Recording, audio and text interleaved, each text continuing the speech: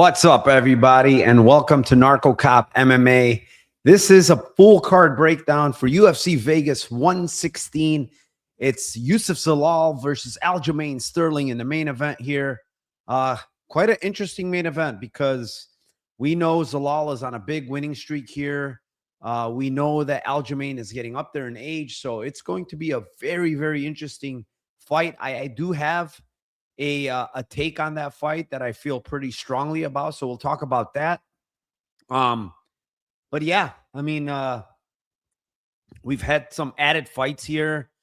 Cody Durden filling in here very, very late against Filho. And then we get that last second fight with Francis Marshall versus Lucas Brennan. So looking to break down the whole card. Let me go over to chat. Shout out my chat per usual. Dixon says, Narco, can we really quick congratulate your boy Olivas? Because I heard he was very generous sperm donor from Buena Silva and Gloria de Paula. Could have their baby. Man, Dixon, what is up with you?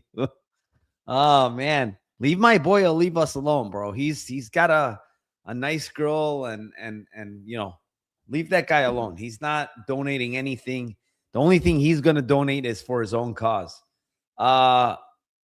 DJIB says, let's effing go. Appreciate my man, Azure. Thank you so much, Narco. Happy to be able to catch this live. I appreciate you.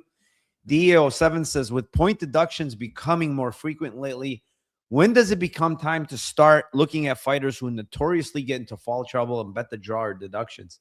I mean, I'm thinking after last week, how quick they took the points. I feel like, you know, they're instructed to take points more often now, especially if it's causing a fighter to, you know, affect his vision or something like that going forward in the fight. And I think it's good, but they need to be consistent with it. They can't have, like, I was watching a fight. I was taping a fight this week. It was, let me go back to which one it was. There was multiple fouls in the fight and not a single point was taken from the one guy. It was the Vieira fight versus no, was it Vieira? No, it was a Buchecha fight. Sorry. It was the Buchecha fight versus Kennedy. There was a ton of fouls in that fight, and not a single point was taken in that fight. So I don't know how they're gonna be doing this. Point deduction is more consistent now. Yeah, I mean, yeah. Slips and Rips says bet draw and Daria fight and ref refused to take a point. See, that's what I'm saying.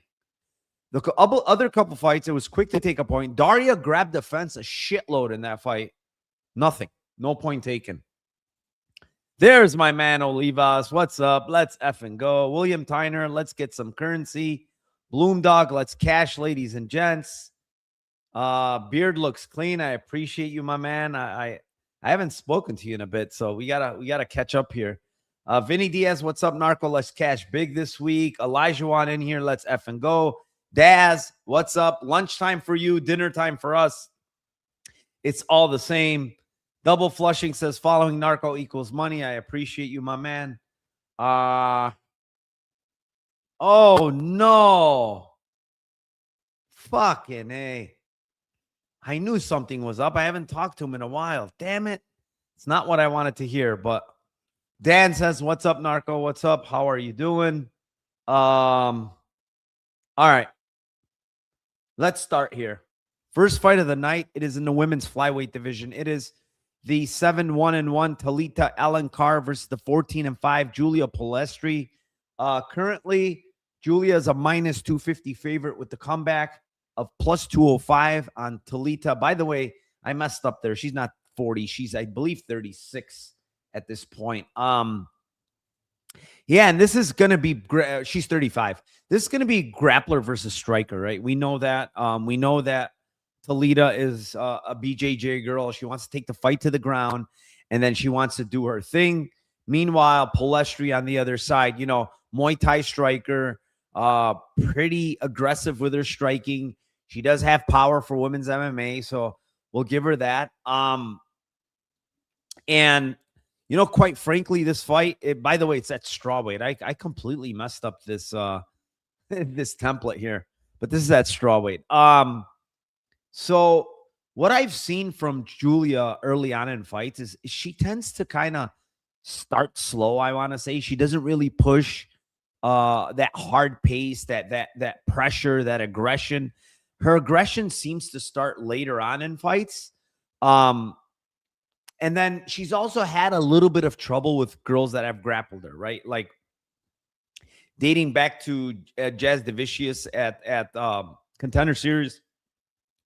Obviously, that was at 25. She got taken down a bunch there. Against McKenna, she got taken down late in that fight. Obviously, it's a close split. I thought she won convincingly. Somehow it was a split.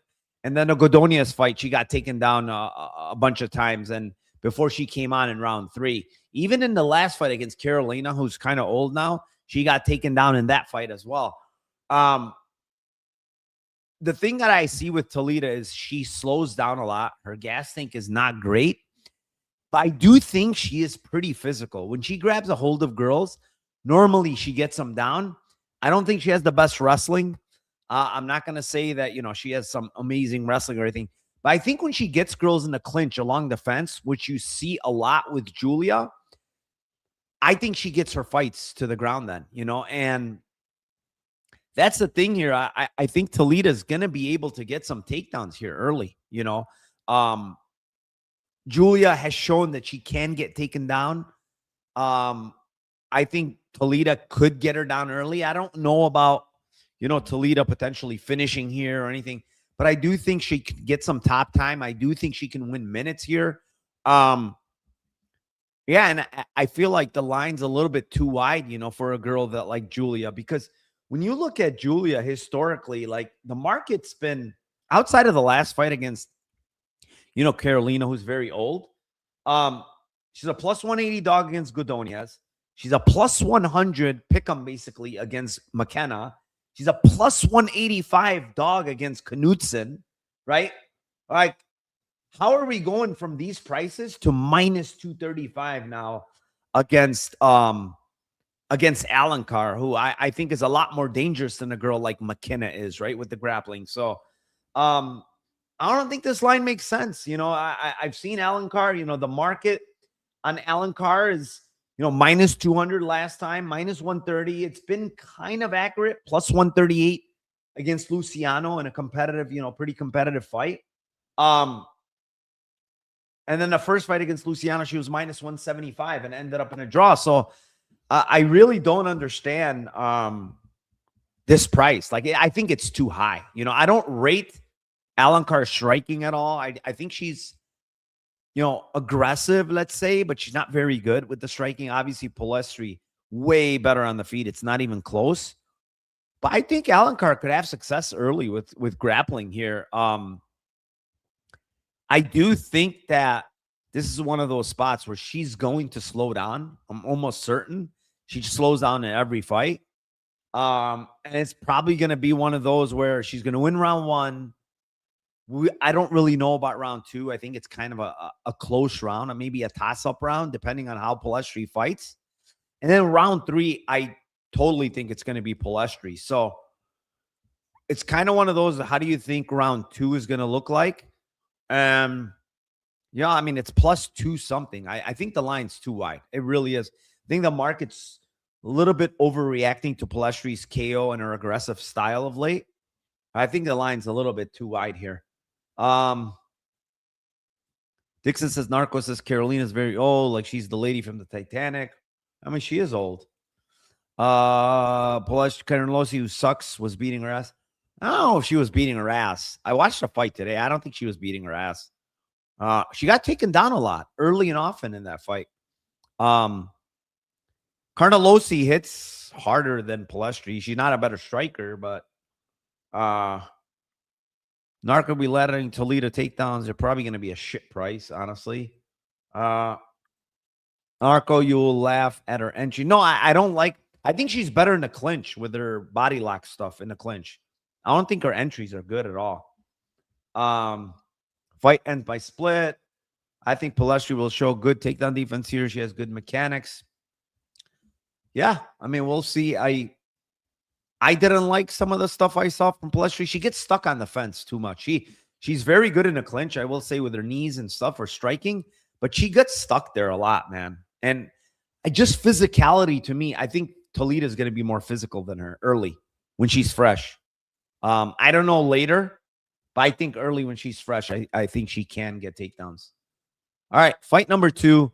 It is in the men's welterweight division. It is the 20-12 Max Griffin versus the 13-4 Victor Valenzuela.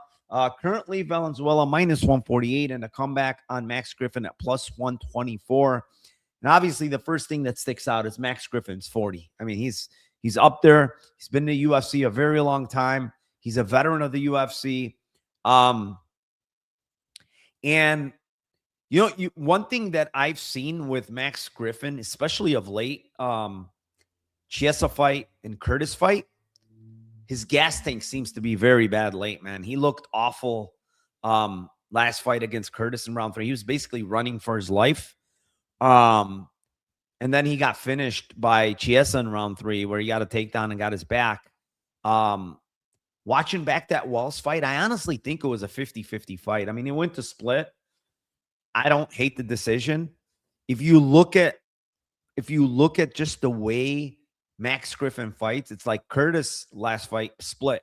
Jeremiah Wells 2 fights ago split. Then Tim Mean split. Neil Magny split. These are 4 split decisions in the last 6 fights, man. 4 splits in 6 fights for this guy. He doesn't do a lot to separate. He exists there, and, you know, he throws some volume to kind of stay into the fight. Watching back Valenzuela, honestly, I was actually a little impressed with him in the Contender Series fight. I think he did a lot better than what I expected from him in that fight, because I am kind of high on his opponent there in Oliveira. I thought Oliveira was just going to run right through him.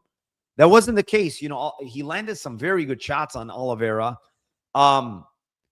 Victor, to me, he's a good striker, I think. I will say that. I think he's a good striker. He has 30-odd fights in kickboxing, so he has a kickboxing background. I think he can grapple some as well. He looks pretty physical. I think his biggest weakness, I would say, is defensively. Like, he gets cracked a lot in fights, man. Kinoshita fight last fight, I couldn't really find. I found some highlights and stuff like that. He got clipped a little, but he eventually wore out Kinoshita, got on top of him and pounded him out.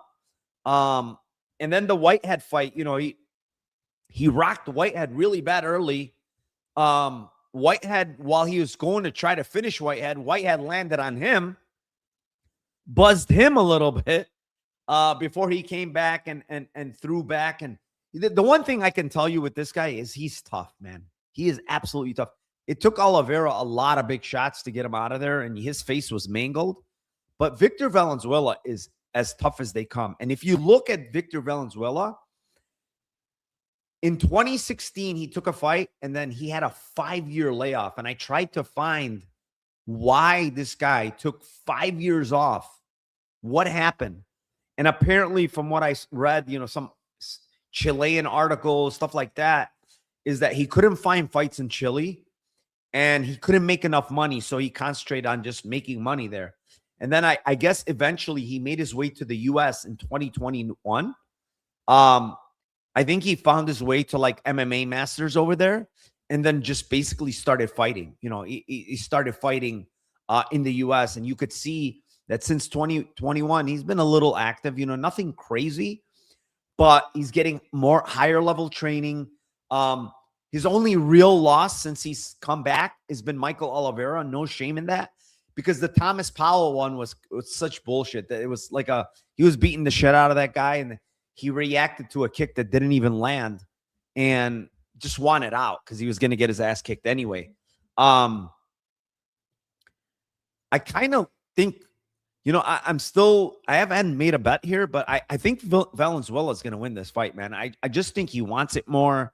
I think that He has more power here of the two guys. I think he's more durable at this point in these two guys. And I know Max Griffin, I think he's never been knocked out, if I'm not, maybe once. Yeah, once. He's only been knocked out once, and that was Colby Covington in 2016. So 10 years ago, this guy's never been knocked out.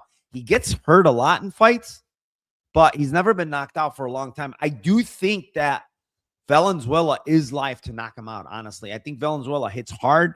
I think he's got very good kicks.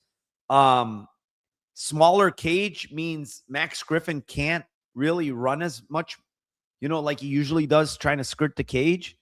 I like Valenzuela here. He's minus 138 in some spots. He's coming down, hoping if it came down to pick him, I'm all for betting him. I just think at this point in their career, one guy's making a UFC debut. I like what I see on tape from his striking. His defense needs some work, but Max Griffin is not really that scary at this point with his striking. And I think he can find big shots here, man. I really do. I think maybe he can even take Max down if he wanted, but I'm not sure he needs to do that. So I like Valenzuela here, man. I really do. I want a better price on a UFC newcomer. All right, next fight. Yeah, let me go. Actually, you know what? Give me 1 second.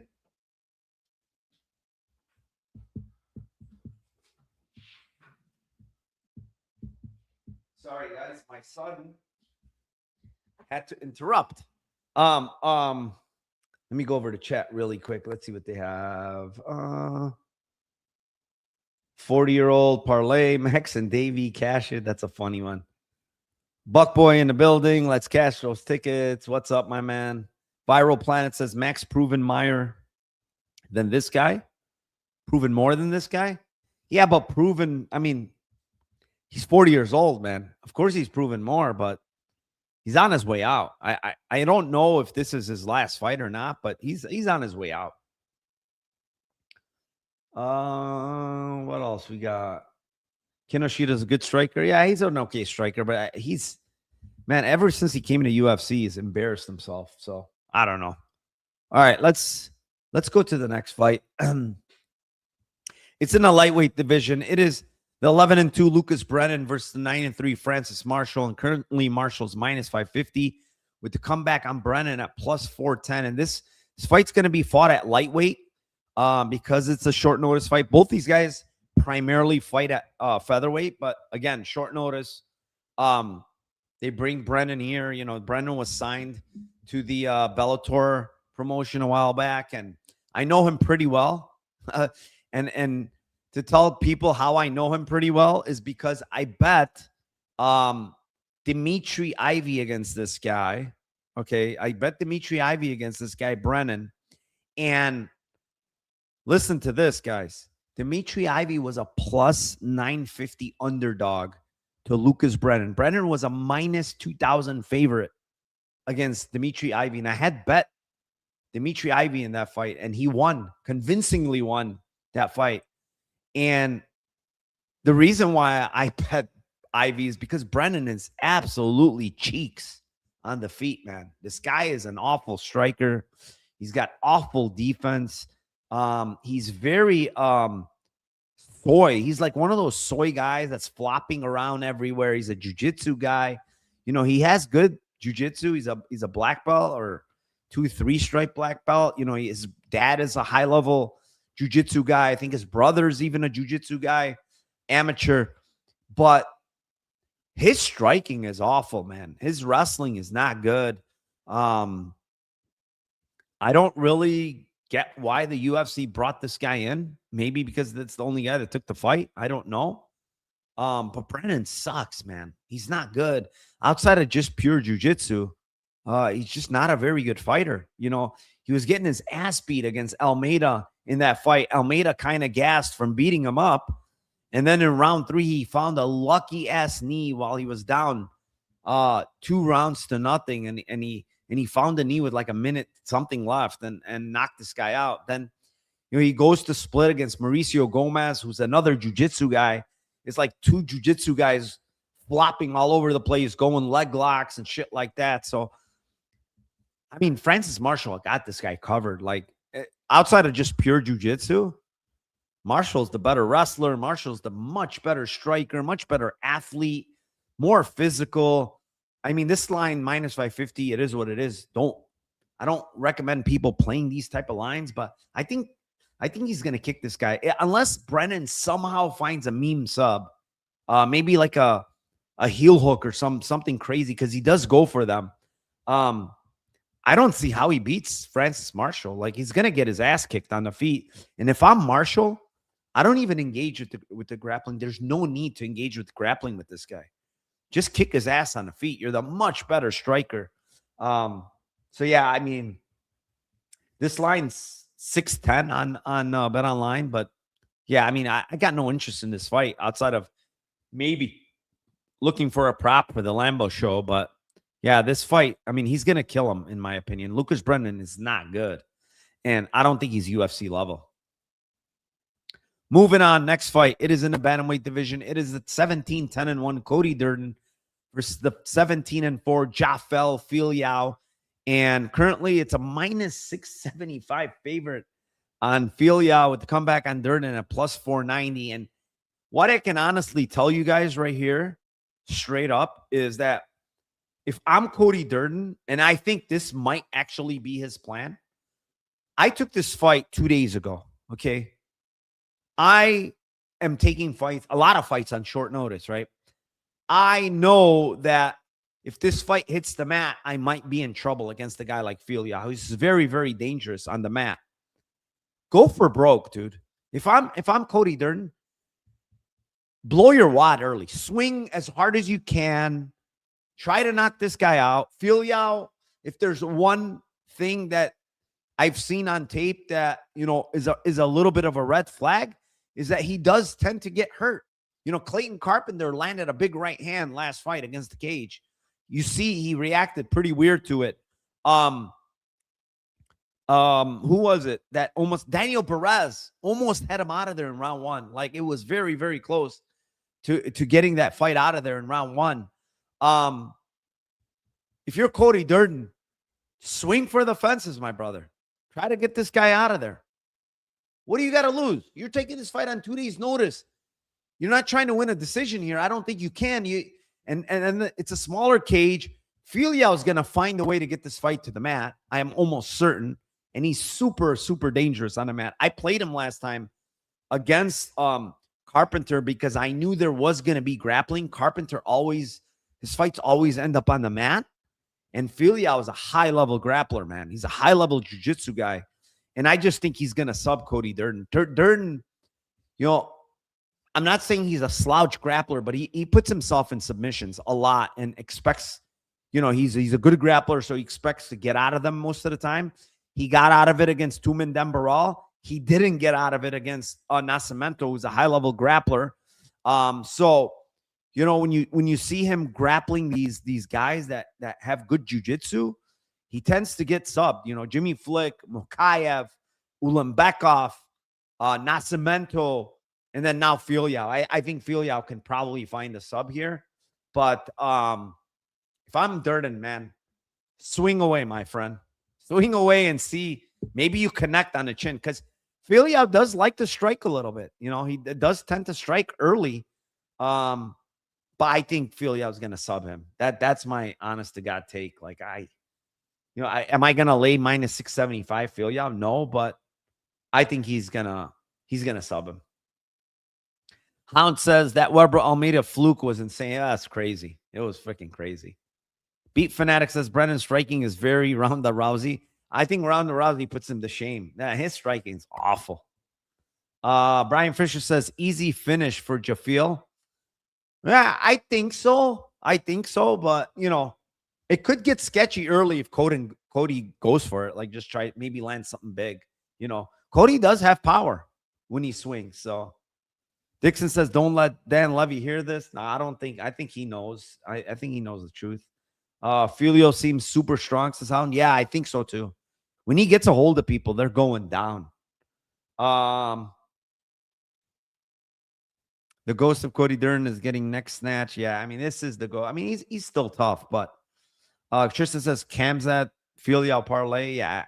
I mean, I don't want to lay, even though you're putting a parlay, you're laying 650. I don't recommend it. Honestly, I don't, because Cody's going to swing.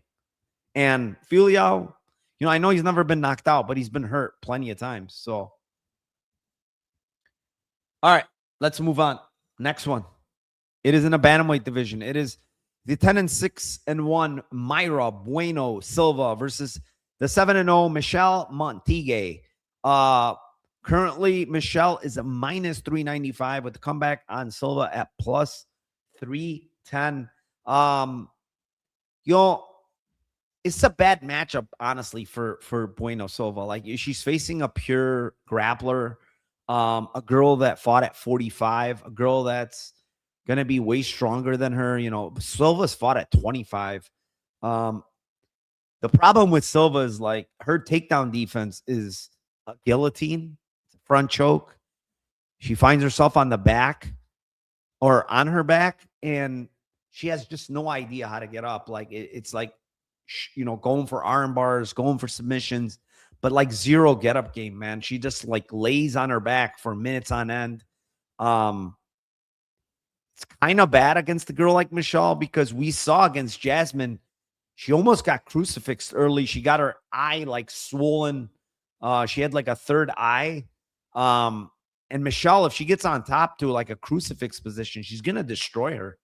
She's bigger, she's stronger. I mean, she fought at 45 her entire career. She's a big girl. She's strong. I will say she is terrible on the feet, man. I mean, she got dropped against Carolina. She got hurt bad against Montes. Her striking is god awful. I mean, hands down, tired. She was dead tired in round 1 against Montes in that fight. I just didn't understand. She hands down. She couldn't defend strikes. She looked awful. She was getting pieced up by Montes. Bueno Silva's the better striker. She can land calf kicks, but the minute Michelle grabs a hold of her, I think she's probably going to get taken down. And then once taken down, it's like, it's a nightmare for Bueno Silva. I've played her before at like big dog prices, and she kind of failed me, over and over, just by kind of getting taken down or going guillotine and getting stuck on bottom and not working up. She's on a 4-fight losing streak. It's like she's getting a baby soon. And I think this is a bad matchup, honestly. At the end of the day, I wanted to find a way to play Bueno Silva, but I don't want to burn money. Like, I really don't. I don't think she's going to knock out Michelle early. Maybe she gets lucky and finds like a ninja choke or something early, because she does have dangerous front chokes. But man, she's gonna get taken down and potentially smashed in this fight. Am I gonna be surprised if Michelle just like finishes her with ground and pound? Absolutely not. I wouldn't, because I feel like Bueno Silva's also regressing throughout her career. Like, she's going backwards. Like, Cavalcante picked her apart on the feet. I mean, obviously she's good on the feet, but then the Jasmine fight, she just got taken down and just couldn't do shit. So I don't like this fight for her. I think she loses here. There's not much else. I mean, there's really not much else I could say about this fight. Moving on. Next one. It is in the middleweight division. It is the 10-4 Cedriques Dumas versus the 6-2 Jackson McVey. And currently McVey is minus 198. And the comeback on Dumas at plus 164. And I listened to Dumas' interview, dude. This guy is like something else. He's high all the fucking time, man. Every interview, he's high, he's high, he's high. I don't care what you tell me. There's no way smoking weed and being a professional fighter is a good thing. Like, I don't care. And this guy is 24/7 high, right? He's, first of all, his last name is Dumbass or Dumas. It should be Dumbass. I mean, he doesn't really fight smart. Last fight, I guess he started it out smart. He went for a takedown immediately, got Johnson down, had him in like a cradle.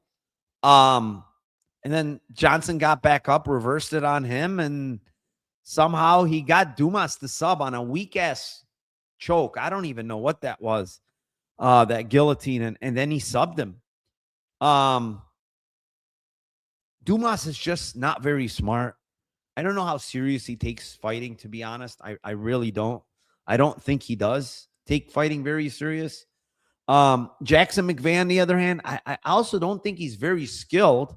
He's kind of raw, right? Only 8 pro fights.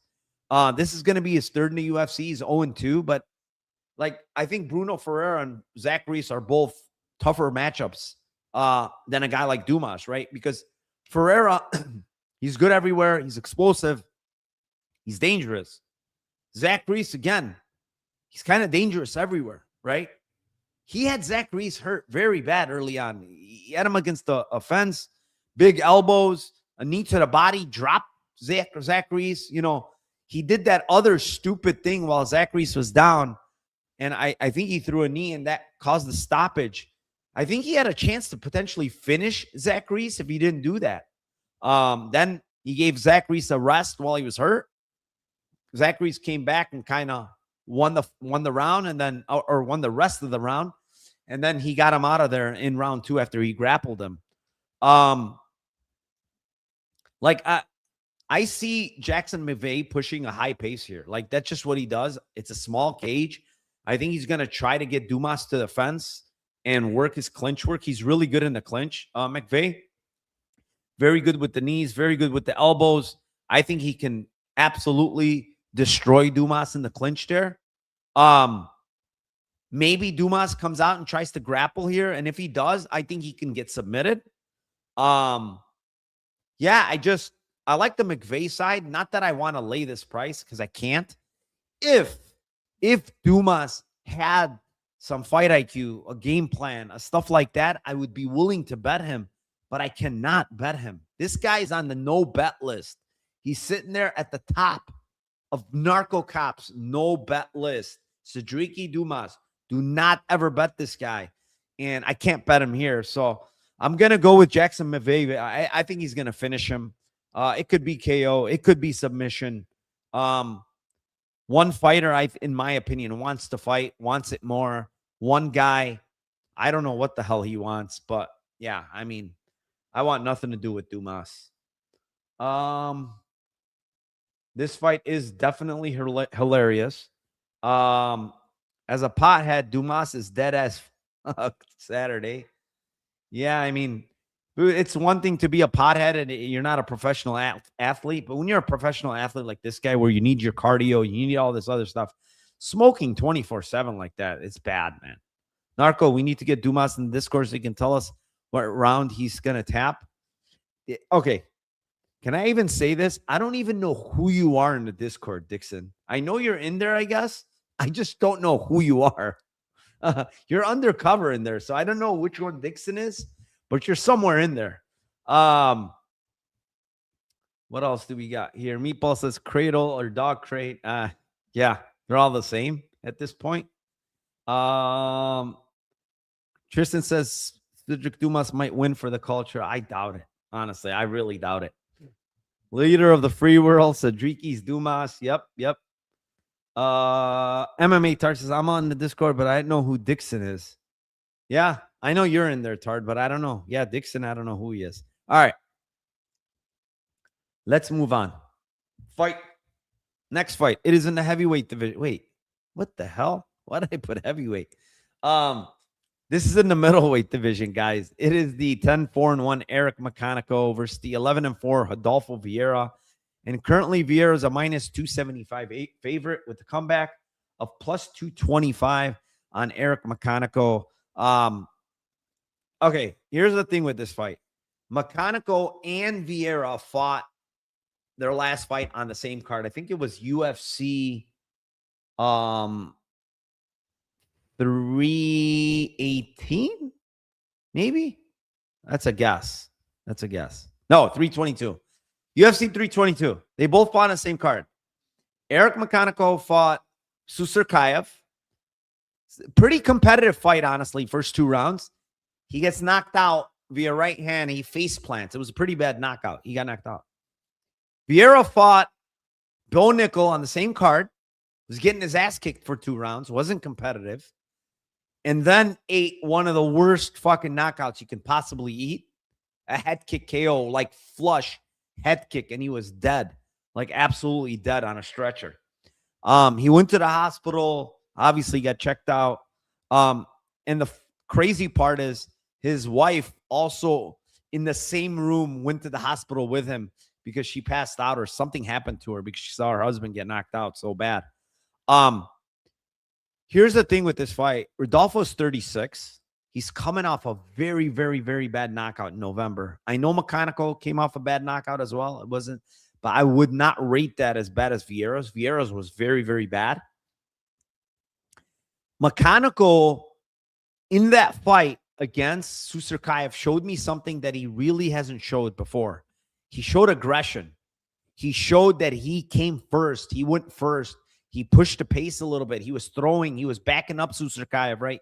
He even landed a big elbow and hurt Susurkayev in round 2. So he showed me a little bit more of aggression on his side, which you want to see because when you look at the Brundage fight, when you look at the Ruzaboyev fight, it's disgusting. He's not doing shit. He's like on the back foot, scared to throw. You know, a lot of times it's only his opponent initiating the stuff. You don't want to see that shit. But last fight, I'm going to be honest with you, he looked different. Did he lose the fight? Yes. Did he get knocked out? Yes. But he looked different in that fight. He was competitive against a guy that I would say is better than a guy like Brundage, right? Susurkayev. Even though I don't rate that guy, I do think he's better than a guy like Brundage. So he looked not bad in that fight. Rodolfo, on the other hand, as much as I've said that, you know, Rodolfo's looked good lately. He's improved his striking. I think his striking has greatly improved. When you look at the Tresean Gore fight, his striking looked greatly improved. But I also want to kick it back a notch. Because I will say, if the Tresean Gore that showed up against Buchecha fought Vieira tomorrow, that Tresean Gore knocks out Vieira. The Tresean Gore that fought Vieira was a completely different guy. He was on the back foot. He did absolutely nothing and let Vieira dictate anywhere the fight went and the pace of the fight. And he was getting pieced up on the feet because Gore just wouldn't let his hands go.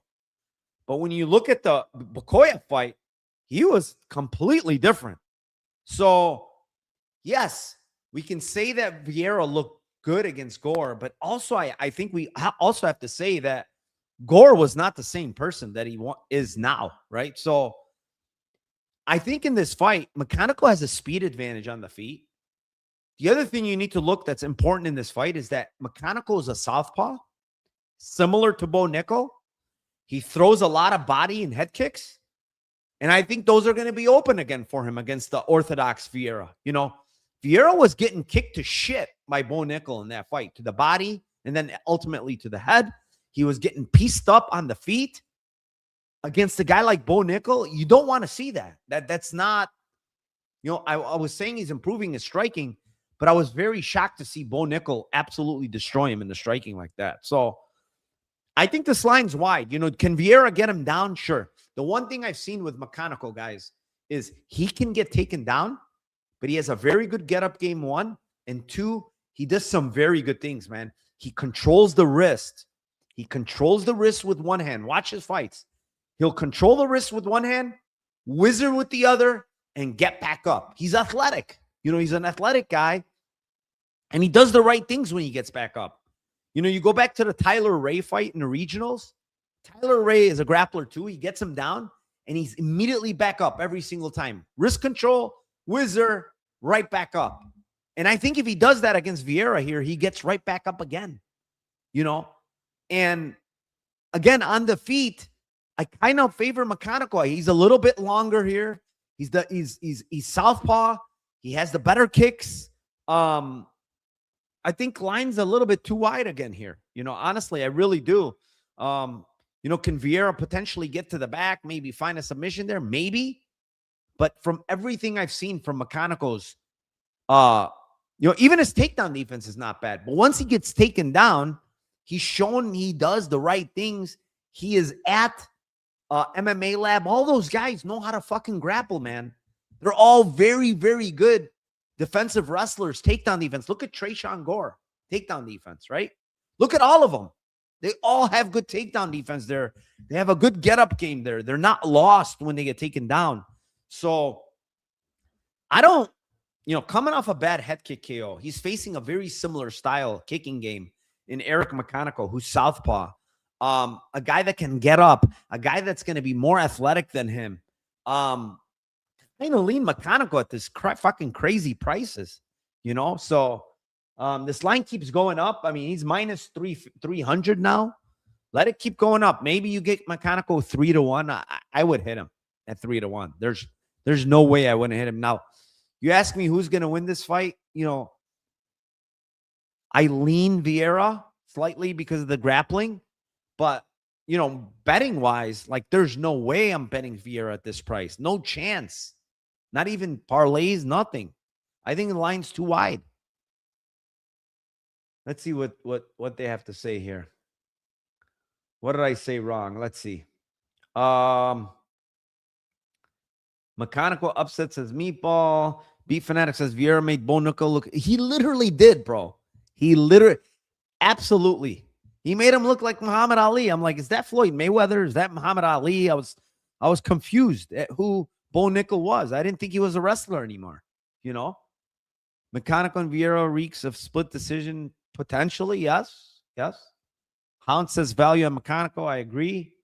Bloomdahl says that was a fucking nasty, man. That KO, that head kick was bad. DA07 says McConico actually did well against Susukaya. Vieira looked bad against Bo. McConico has more upside in that simple aspect. I mean, yeah, I don't want to do MMA math like different matchups, right? But McConico has a little bit of the Bo Nickel like style on the feet, right? The kicking game. So Meatball says Gore didn't fight versus Vieira. Yeah, I don't think so either. He didn't fight. Improving at lab. I mean, yeah, he's been there a while now. I would say the recent Gore we just saw against Pokoyev, he would cook Vieira, bro. He would cook him. I promise you. Fight doesn't go minus 125. Yeah, but I could see it going because McConico is really like he's not a great finisher, and Rodolfo is tough for whatever he is, Like if it doesn't go, it's probably Vieira sub, I would say, if the fight doesn't go. I don't think McConico has like some huge KO equity. Maybe he does. Maybe Vieira just after that KO, he could be shot to bits, his chin, and his just take ability to take shots, after that type of KO at 36, that's like a horrible KO to have at this age, Yes, sir, absolutely. Gore impressed there a lot. Dissection says McConico. Have to account to Vieira's cardio or lack. Yeah, I mean that too. I don't think McConico has great cardio, but it's not bad. I took some Eric plus 255. Says Jewish better. I think good number. That's a good number. I mean, it's 250 now. I think it goes up. Everybody's betting the other side. So many live dogs on this card. Says Slope. Yeah, there is. Rayan says 6-4 versus UFC. 6-4 in UFC versus 1-2 favorite for a reason. As a favorite, Rodolfo's 1-2, and he's 6-4 in UFC. I don't know what. Maybe I'm not understanding. Narco, what do you think about Mayra Bueno Silva KO TKO 5,000 Hard Rock? I mean, it's worth a shot. Honestly, it's worth a shot. Why not? Montague gets hurt in multiple fights, so why wouldn't you just flick in a 50-1 small bet? All right. Next fight. It is in the heavyweight division. It is the 23-11 Ryan Spann versus the 5-2-1 Marcus Buchecha. And currently, Buchecha is a minus 155 favorite with the comeback of plus 130 on Ryan Spann. And Spann has taken this fight on short notice, pretty short notice, I think like a week and a half or 2 weeks. Again, Spann is a guy that, he got a win last time out against very low level of opposition in Bresky, where he uses grappling actually because he was kind of getting outstruck on the feet. Then last fight against Kunaev, he canceled. He didn't fight a couple months ago. I don't know why he pulled out. If anybody knows, let me know. I can't find anything like usual with Ryan Spann. I don't know where he's training. I look at the Fortis IG page. I couldn't find anything him training at Fortis. I called actually 2 different people that kind of know people in Texas. They couldn't find anything on Buchecha. I mean, on Spann. So I don't really know what he's up to. I don't know if he's training. You know, he's at heavyweight. I'm assuming he's going to come in looking horrible. I mean, last time against Bresky, he came in at 252. Looked out of shape. To be honest, he looked very out of shape. But he found takedowns and he found the early finish against Bresky, who's terrible on the ground. He doesn't have that out here. He doesn't have the out of taking a fight to the ground because Buchecha will wreck him down there. Ryan Spann on the feet is going to be more athletic. He's going to be more powerful. He's the better striker. But his gas tank is horrific, man. Like, I know Buchecha has not looked good in 2 fights in the UFC. And I want to say that even in those fights, there was times in both of those fights he almost finished. Against Kennedy, he almost finished. Against Boudin round 2, he was landing big shots. He had the back. He fought through adversity in both fights. And that's the biggest difference for me in this fight. We got a guy in Buchecha who's not that good. He's very green in MMA. He's not a good striker. He's not a great wrestler. But if there's one attribute he has that's way better than Ryan Spann is he doesn't quit. He will push through exhaustion, and he has a will to win a lot more than Ryan Spann at this point. Ryan Spann, if he doesn't get it early, he is going to absolutely quit in this fight. He's going to gas. He's going to get tired. He's possibly going to get subbed or TKO'd on the mat. Buchecha, even though he's shown that he's been exhausted, tired, he still has shown that he can get takedowns against these bigger, huge heavyweights. Martin Buday fight was freaking exhausted in that fight. After round 1, shooting, couldn't get a takedown. But then in round 2, he found the takedown, found the takedown, found the back. Kennedy fight, again, round 1, lots of adversity in round 1 for him, and then round 2, he found almost found the finish. Very close. So both of those other guys pushed through in rounds 2 and 3. Kennedy did. Boudet did. I really don't think Spann can do it. Spann, in a fight there's a lot of grappling back and forth, this and that, he's going to gas. And if you're gassed against Buchecha, he's probably going to sub you. I think, to me, this fight, Kennedy early, Buchecha also early. But I think if the fight hits round 2, it's going to be all Buchecha, in my opinion. He's going to find a takedown finish. I really don't think this fight hits round 3. So I'm going to go with Marcus Buchecha here. I think he's going to find a finish here against Ryan Spann, 1 or 2. I'm not sure, but I'm not touching Spann here. Ryan Spann's fight IQ needs to be studied in the lab. Yeah, that too. I didn't mention that. Spann equals the black Tanner Bozer. Never has a game plan. Correct. What else? The fight against Waldo was truly a great watch privilege. I mean, that fight made me laugh. My Spann was like throwing punches, not even looking, and spinning and doing all kinds of crazy shit in that fight. It was unreal. He needs a knockout early. I mean, if he doesn't get a knockout early here, he is absolutely screwed. I'm telling you guys. And I actually want to see him at weigh-ins, because I want to see if he comes in shape. Is he coming 250 again? Because this is the guy that fought at 205, guys. And I think the only reason is he big? Is he 6'4"? He's a big guy. But, when you look at Ryan Spann, right? Is he a big guy? Sure, right? But he only missed weight once at 205. Every other time he made weight at 205. So what's this deal that you're moving up to 265 and going to heavyweight? And not only going to heavyweight, but you're stretching it all the way to 250. Like, what the fuck is going on? I don't think he's caring about his career, to be honest. And I think Buchecha, even at 36, and even though he's not very good, I think he cares a lot more, in my opinion. So I'm going to go with Buchecha here. Moving on. Next one. It is in the bantamweight division. It is the 21-5 Hani Barcelos versus the 15-3 Montel Jackson. Currently, Jackson's minus 180 with the comeback on Barcelos at plus 150. Barcelos, 38 years old. He's going to be at a significant reach disadvantage here of 8 inches. 2-inch height advantage for Jackson as well. And I think it's going to give him some problems. I really do think that Jackson's going to pose some problems here. You know, Jackson fights out of the southpaw position. And if you look at Barcelos, you know, he's looked good of late. I'm going to give him that. He's looked pretty good for a 38-year-old, you know, stringing together 4 straight wins, looking not bad. But when you put some context to, you know, Christian Quinones fight, he didn't look great. He got hurt bad in that fight. He got taken down a bunch in that fight. Talbot fight, he looked incredible, you know, using the grappling against Talbot. Garbrandt fight, again, he didn't look great in that fight. And then last fight, you know, close fight. He did win the fight, but he got hurt in that fight against Ricky Simon. He dropped the round.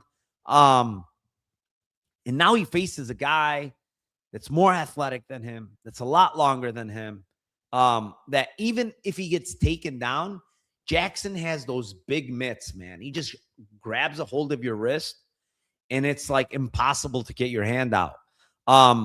Could Barcelos get takedowns? Potentially, yes. You know, Jackson does get taken down. Marcos took him down a bunch. Figueiredo took him down.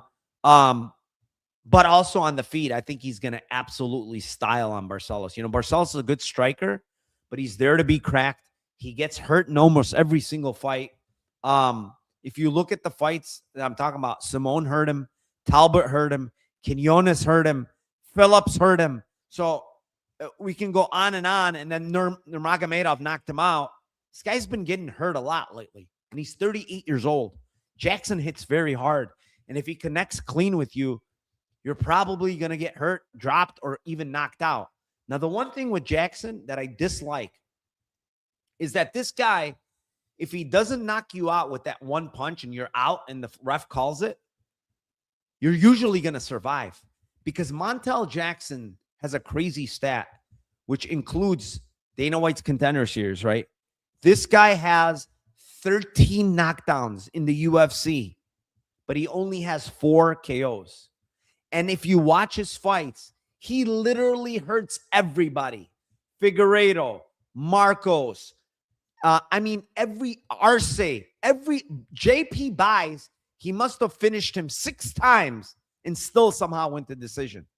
So his finishing instincts are not very good, man. Like, he can hurt you, he can knock you out with one punch, but when it comes to finishing you off and he needs to finish you off, he just doesn't seem to have it. And that's what scares me here in this fight, is that you can drop Barcelos. Barcelos will flop to his back. And then now Jackson's like, do I really want to mess with him on top? Probably not. Or maybe I do, and I get stuck in his guard. So it's like, I like Jackson's side here. I think he has most of the finishing equity in this fight. I think he has also decision equity in this fight. He's the much longer guy. He's the much younger guy. He's the better striker of the two. Give me Montel Jackson. I don't know how he's going to get it done, but I think Barcelos is up against it now. You know, I think he's had some good matchups. I would say Simone's a good matchup. Garbrandt's a good matchup. Talbot's a good matchup. Quinones was a good matchup. But then Phillips and Nurmagomedov were not good matchups, right? The better strikers, you know, Talbot is obviously a better striker. He just couldn't stop takedowns if his life depended on it. So I like Jackson here. I think he's gonna get it done. I just don't know how. I don't know how he's gonna get it done. Nobody panic, but Barcelos on a 4-fight win streak. 38 is the new prime. Yeah. Uncle Weezy, what's up, my man? Thank you for joining. Thanks for the free content, he says. Appreciate it. Thank you, man. Appreciate it. Yep. Trying to do a little bit more free content here. Marcus Erickson says, I have McVey winning by way of Dumas probation violation. Oh, boy. All right. Got nothing on this fight, I guess. Let's move on. Next fight. It is in the bantamweight division. It is the 17-1 Adrian Luna Martinetti versus the 15-8 Davy Grant. And currently, Grant is a minus 135 favorite with the comeback on Martinetti at plus 102. Obviously, first thing that sticks out is a 10-year age gap here. Davy Grant at 40, Martinetti at 30. Big age gap. Martinetti does have a decent amount of fights at 18 compared to the 23 for Davy Grant. But when we look at the opposition, one thing surely sticks out here is Adrian Martinetti has fought absolute cans. I said this last week with Vologden. I said that Vologden is not a UFC level fighter, in my opinion. Is he exciting? Sure. Is he explosive? Sure. Is he tough? Yes. But his skill set is not very good. His cardio is not very good. And it showed itself last fight.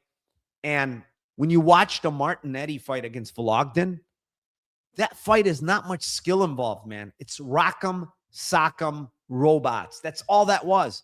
Back and forth. Let's see who can knock out who. Stand there and just land on each other. One guy gets hurt while the other guy gets hurt. And, you know, sloppy-ass grappling. And obviously, Martinetti won that fight. But that doesn't tell me a lot. Like, okay, he beat Vologden. Big fucking deal. In a rock'em, sock'em, robots. Did he show me any skill in that fight? No. Did he show me he has heart, volume, and cardio? Yes. That's about it. Like, when you watch this guy's tape, there's a red flag. There's a bunch of red flags for me. One of them is 2 fights ago, he fights a guy named Jesus Flores, who's making his pro debut in Mexico when this guy has 16 freaking fights, man. What is going on? Why are you even making this matchup against Jesus Flores, who doesn't have any amateur fights, fights for the first time against a guy that has 16 professional fights, gets a takedown right away in that fight, and then throws out his shoulder or something? I don't even know what happened, right? Then you look at the fight before that, and it's Giovanni Mesa. And when you look at it from the outside looking in, you look at Tapology and you say, damn, he's 8-3, right? He's 8-3, and he knocked out a guy in 33 seconds. Martinetti knocked out this 8-3 guy in 33 seconds. And then you click on Giovanni Mesa, and you see that he's 8-11 right now, and he's been finished in his last 11 fights, all within the first 2 rounds, and almost all of them in round 1. So what does that tell me? Mesa's an absolute bum. He should not even be there fighting. He is not a fighter. That's another one. And then when you look throughout his career, the Garcia fight is a competitive fight against a guy that's 13-11, is 36 years old. His best win is Donnie Matos, who is 25 and like 27-13. A guy that's not very good either, you know. So Martinetti doesn't have a real good skill set, in my opinion. He's not a good striker. He's slapping guys. Watch Vologden fight. He's throwing punches like this. These are his punches, open-handed punches. What the hell is that? You have 18 fights and you're throwing open-handed strikes? What kind of striker are you? So Martinetti's known for his grappling, but guess what? Davy Grant's the better grappler. Davy Grant's the better striker. Davy Grant has more experience. Davy Grant hits harder. I can go on and on. Is he 40? Yes. Did he just get subbed last time out? Yeah. And got hurt with a flying knee against Jourdain? Yes. Is there any shame in getting flying kneed and subbed by Jourdain? Absolutely not. Jourdain's probably a top 10 fighter now, right? And then you look at the fight before that and you see him less than a year ago against Dumont Blackshear. He gets his back taken early by Blackshear. He survives it, gets out of it towards the end of the round. Then in rounds 2 and 3, pieces up Dumont Blackshear for 2 rounds.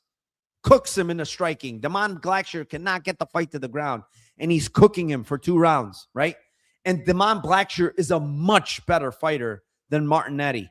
And when you look, even a guy like Tavares, he's got one skill set that's pretty dangerous, and that's his boxing. He has power with his hands, something that Martinetti doesn't have. Again, Marco's fight. I think Davy Grant won that fight that they show as a split decision loss on his record. So to me, Davy Grant has looked career best later in his career. And this guy has been training at Syndicate. He's the striking coach at Syndicate. He has very good striking, awkward striking, switching stances. He can confuse you. And we have a guy making his UFC debut that has fought absolute cans. Give me fucking Davy Grant here. I don't care if he's 40. I think Davy Grant makes it look easy here against this Martinetti guy, a guy that I don't think belongs in the UFC. And honestly, I don't think he's going to win a single fight in the UFC. That's my take on Adrian Luna Martinetti. And by the way, his brother, they're trying to push him as well. And I think he's not going to do well in the UFC as well. So give me Davy Grant, man. I don't care if he's 40. I don't care if he's 50. He's looked good to me on tape. When we look at these guys that are older, I agree. Sometimes I overrate who they're losing to, stuff like that.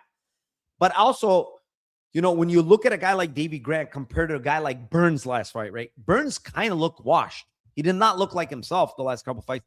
Davy Grant has looked career best the last couple of fights. So even in the fight against Jourdain, he was doing really well in the striking early until he got caught with a flying knee. Like, it is what it is. You got caught with can he get caught with a flying knee again? Sure. Whatever. It could happen. But this line's short. Minus 135 is still short. I got plus money. I gave up plus money here. I think Davy Grant at minimum should be minus 150. That's the bare minimum in this fight for me. I have a big take on this fight, and I watched the tape, and I think Martinetti stinks. What else we have here? My man, Half the Battle, smash the like button. Now, listen to my man, Dan Levy from Half the Battle podcast. Go click subscribe there. And don't forget to click subscribe here if you haven't, and hit that notification button so you know when I go live. Beat Fanatic says the UFC's aggressively pushing prospects up too fast. Got to side with the geezer on this one. Rayan says Grant fights real fighters. That's absolutely correct. Martinetti fought in UWC, complete tomato can organization. Even worse. You know what tomato can, what you call it? It's the MMA Mexico fight night. Now that one is the cream of the crop for tomato cans. Just go look at that one. Slip and Rip says took Matos on one leg to a decision as well, who is Siraj victim, looked terrified on Matos on the feet. Yeah, he looked terrified. He was blasting his calf kick. And I remember that fight. It was brutal. We proven age is just a number, Narco. Rise of the 40. Absolutely. I'm rise of the 50, though, soon. I see a lot of people on Davy. Market haven't moved much. What do you mean? I got Davy Grant. He was plus 125, 122. He is minus 130 now. I mean, that's a 50. If you look at the probability implied, when you go from like plus 120 to like minus 125, let's say, that's a big move, man. That's a 10% move there. It's a big move. 10% in line. You can't look at the number. You have to look at the percentage, and it's a 10% implied move. It's a big move. So I think there has been a big move there. I think you're just looking at the pricing, and yeah, the pricing is 50 cents. But when you cross over from dog to favorite, 25 cents each way, that's a big implied probability move. That's a 10% move. That's like going from, let's say a 150 favorite, which is 60%, to a 70% minus 233. It's a big move. From 150 to 233 is a big move. That's the kind of move this is, It's a big implied probability move. All right, let's go on next fight. Lightweight division. It is the 18-4 Rafa Garcia versus the 18-8 Alexander Hernandez, and currently Hernandez is a minus 130 favorite with the comeback on Rafa at plus 110. So Rafa Garcia here, the one thing with him is like he's a dog, right? Though that's absolutely no doubt about that. He's a dog. He'll fight for your money. He'll fight for 3 rounds. But I will say, this is the type of guy that I put in the category of he is a jack of all trades, master of none. Absolutely master of none, but he can do it all. He can wrestle some. He has some jiu-jitsu. He can strike a little bit, but he's a master of none of those skills, right? He's just okay at all of them. Alexander Hernandez, on the other hand, he's been on a win streak. You know, he's a talented guy. He's a guy that can move really well. He has very fast hands, good striking, good kicking game, and is extremely like hard to hit, right? Because when he moves, he's in and out really quick, and he's very, very fast. He's got very fast feet, very fast hands. He's going to be much faster than Rafa Garcia for sure in this fight, right? So he's going to be able to land on him, potentially move. What I don't like in this fight for Alex Hernandez is, one, it's a small cage. I don't like that for him. Just because I will tell you, when you go back to his last fight that he fought in the Apex against Kurt Holobaugh, he did not look great in that fight. Round 1, he won via, I think he grappled. Round 2, he did not look great. He lost that round, and he was basically running away at certain points on the feet against Holobaugh. And then round 3, again, he used the grappling to get on top and win that round. And, you know, he won a close split decision. It wasn't like it was a unanimous decision, but the fight was pretty close, you know, and he implemented wrestling there to win that fight. I will tell you, he's not going to be able to implement wrestling here. Can he get takedown? Sure. He's not going to be able to hold down Rafa Garcia in this fight. Garcia is going to get back up, unlike Holobaugh. Holobaugh is a fish on his back. He's just going to stay on his back. He cannot get up. He's got no hips, by the way. He cannot stuff a takedown of his life dependent on it. That's the thing that I don't like about this fight for Alex Hernandez, is the fact that this is in a small cage. Garcia is going to push the pace. He's going to be able to close distance a little better. And in that type of fight, I saw it against Holobaugh where he had to rely on grappling to win the fight. I don't know if that's going to be in his back pocket in this fight. Can he get takedowns? Yes, again. But I don't think he's going to be able to hold down Rafa Garcia. And all that's going to do is gas him out. You know, I think Garcia has the better cardio still. What I do know is, I have a crazy stat actually for you guys on this. I have to say this stat. Where is it? You guys are going to love this stat. Where is it? I wrote it down somewhere because this is an important stat. God dang it. What did I do with it? Okay, so basically what the stat entails is, oh, here it is. I got it.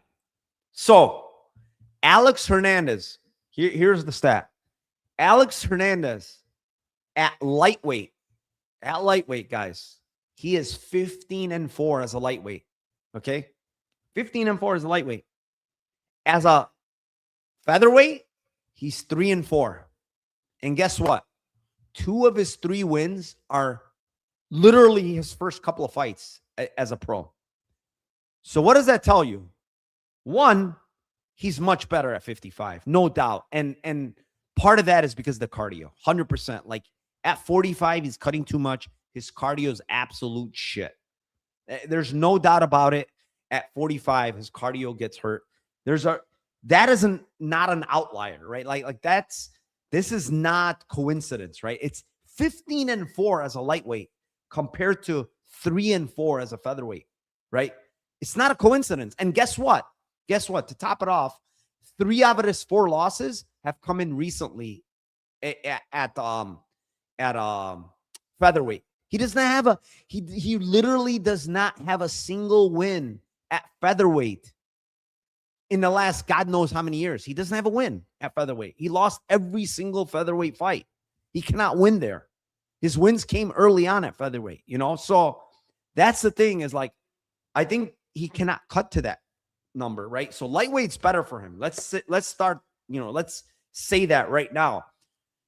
Now, in this fight, it's going to be interesting because I want to see how hard Garcia presses him.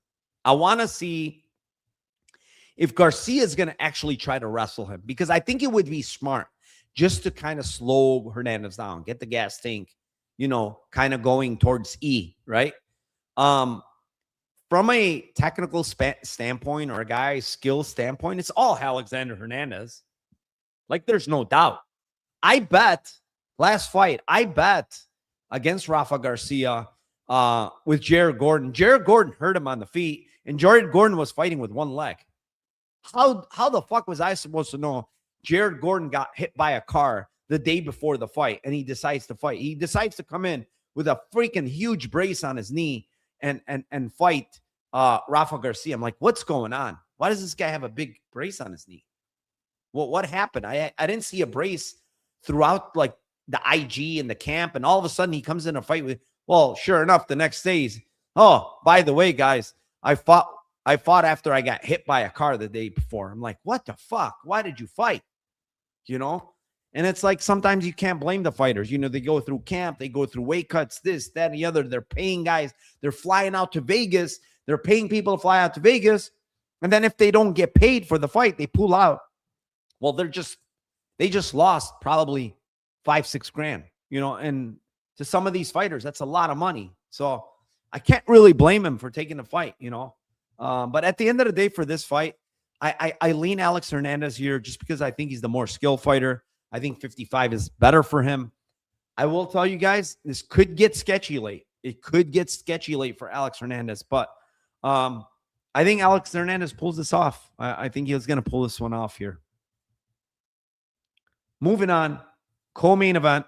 It is in a bantamweight division. It is a 17-6 Jocelyn Edwards versus the 13-2 Norma Dumont, and currently Dumont at -238 favorite to come back on Edwards at +195. And I could tell you right now, I have nothing on this fight. I don't want anything on this fight. I think Dumont is going to win, but she's too big of a favorite. Dumont fights way too close for comfort. I'm watching her fights. I don't think she pulls away in any of her fights. I thought, even though I bet Dumont live last time, like +2,000 or something crazy against Vieira, because I thought one of the rounds was close and she clearly won round 3. I thought she lost the fight, you know, and she was awarded a split decision there. She won easily against Aldana, but Aldana's so flat-footed, so slow. It's kind of a good matchup for Dumont. And then in Durden, she just grappled her. Chandler just is horrible. And some of these other ones are close fights. You know, Chiason, she loses a split. It's like, I think she's more skilled than Jocelyn Edwards? Yes.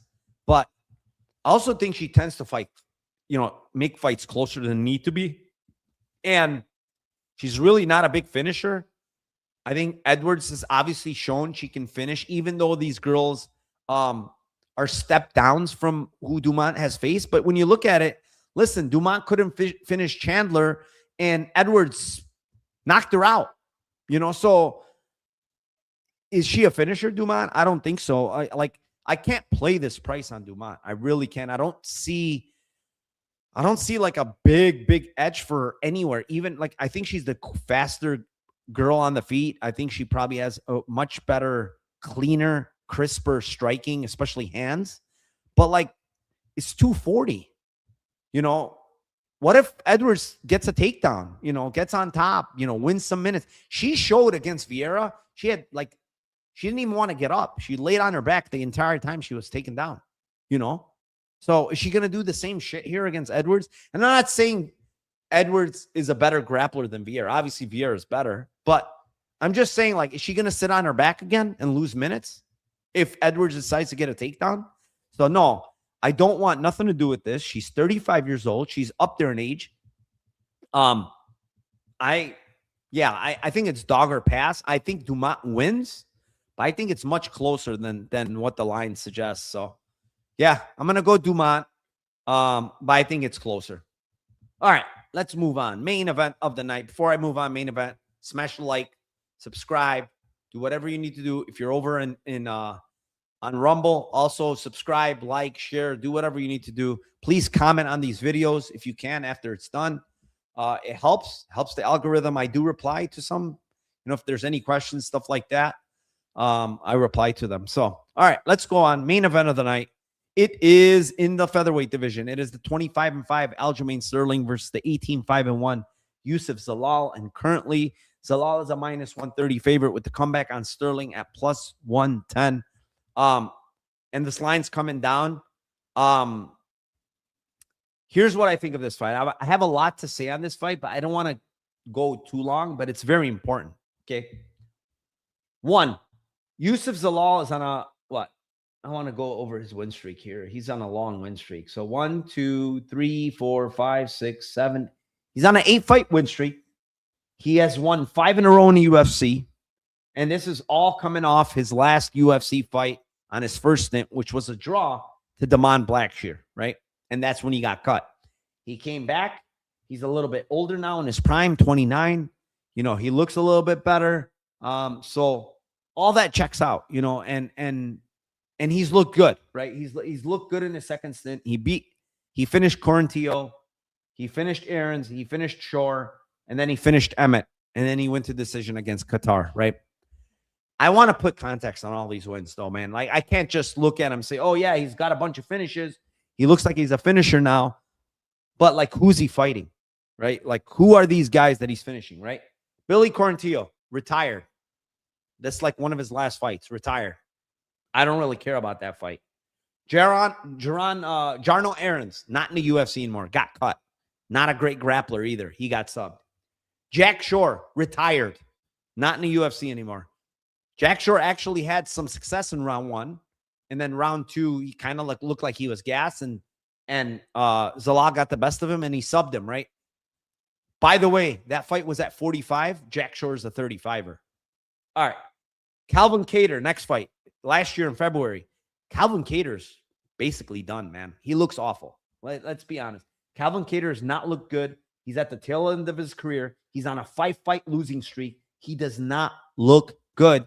And even in that fight, Zalal was running for his life in round 3. He won rounds 1 and 2, but he ran for his life in round 3. Last fight, Josh Emmett, another guy. Guys, the guy is 41 years old. We saw how Vallejos just absolutely annihilate him last. This guy is on his last leg. He's done, right? Josh Emmett is basically done. And he found the early sub against him. So what's the context of these wins? Is there any good fucking wins here? I just described to you every single one of these wins.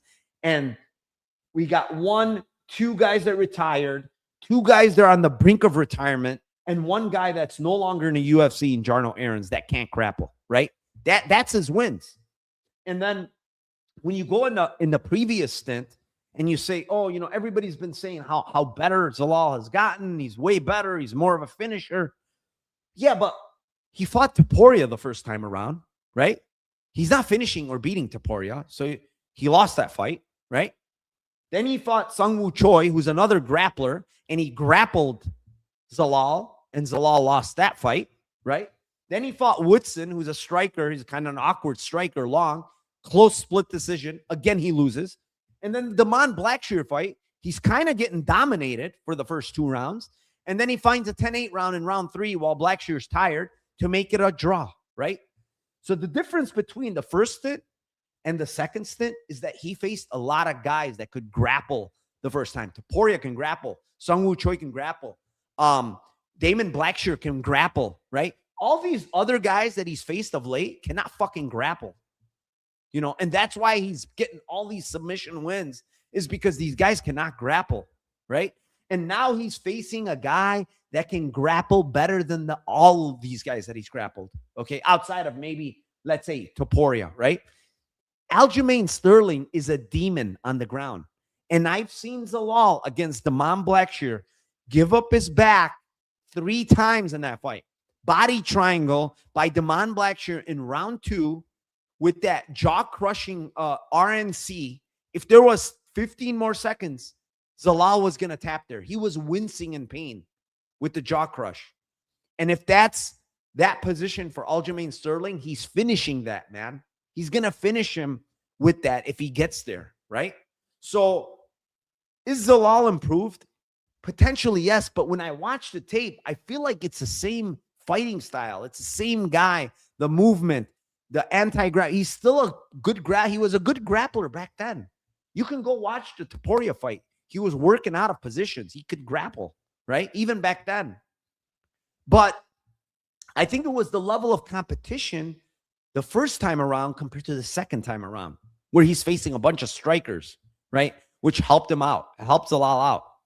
So when I look at Aljamain, yes, he's 36. Yes, he's probably getting, near that end of his career. He's obviously not in his prime. But one thing that's for certain is I think Aljamain's better off at 45 at this point. The guy cuts from 175, 173, right? The other thing is, when you look at his wins, right, they're not very impressive. It's Calvin Kattar that's kind of washed. It's Brian Ortega for sure that's washed, that fought at 50, whatever, 53. But then when you look at the Movsar Evloev fight, a guy that's in his prime, that's about to fight for the title, that's, top 2 in the division, probably the next guy up, right, in Evloev. And that's a back and forth war. And if you look at round 3, if Aljamain does not go for that back take and fall off with like a minute and a half left, he wins that fight. Aljamain makes a mistake, ends up on bottom, and loses that fight because of that mistake. But we're talking about Evloev, one of the best grapplers in the division, and Aljamain Sterling is right there with him, toe-to-toe in the grappling for 3 rounds. This is a 5-round fight, and it could get dangerous later. But I could see Zalal getting up, but I also could see Zalal in a body triangle, and that's the round. I could also see that. And I could see that for multiple rounds. Or even, I'm going to tell you guys, I think Aljamain is very live to sub this guy with the RNC. I really do.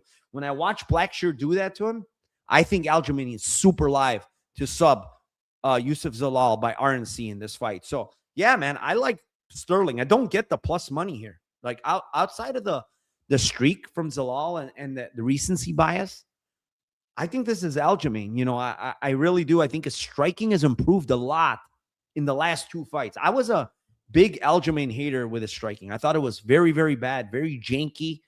But in the last couple of fights, Ortega and Evloev, he's using a lot of calf kicks. He's using a lot of jabs. He's switching stances really fluidly. I still think he throws a naked straight right or left, I forgot which one it is, way too often and puts himself out of position. And the other thing that scares me a little is if Aljamain shoots into a knee, because Zalal is very sneaky with his timed knees, that could happen as well. But I like Sterling here at these prices, man. I think these prices are wrong. I don't think he should be a dog. I think he should be a favorite here. I think he should be flipped, if anything. And it's more recency bias more than anything. So give me Aljamain Sterling at plus money here. I don't think that line's right. Yeah. I mean, that's it. We did all 13 fights, 240 live viewers. I appreciate you guys, each and every one of you. Please like, subscribe, comment, do all of that good stuff. I will be back on Friday with the Lambeau Place podcast with Timothy Troiano. We are going to go over the entire card with our favorite props, long shot props. I like some props on this one, just waiting for all the markets to open up. I don't like tipping them when there's, 1 or 2 markets available. So I'll wait for all the markets to open up. I do like some props on this card. God bless you all. Good luck. And let's cash those tickets for UFC Vegas